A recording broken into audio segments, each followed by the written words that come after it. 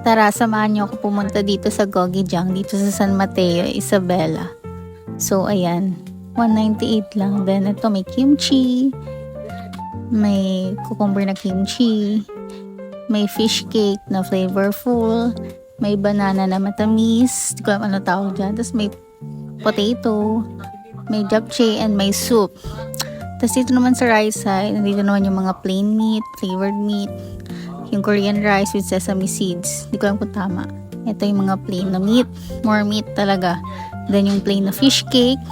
Then yung kimchi rice. Nandito yung utensils, pati yung mga juice, mga drinks and sauce.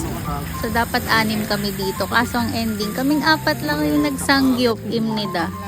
Diba? Sarap ng kain. Naluto namin. So, 3rd time ko nang kumain dito and pasarap talaga siya. Kasi ang problema lang talaga is yung lutuan dahil madali siyang masunog. Pero pwede yun naman papalitan. Siyempre, nag-pineapple juice ako para. Grabe ba?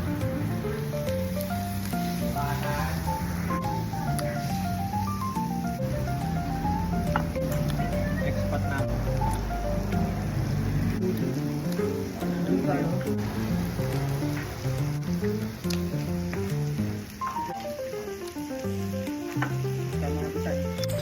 Then, ito yung last pan namin. Pero overall, nag-enjoy kami.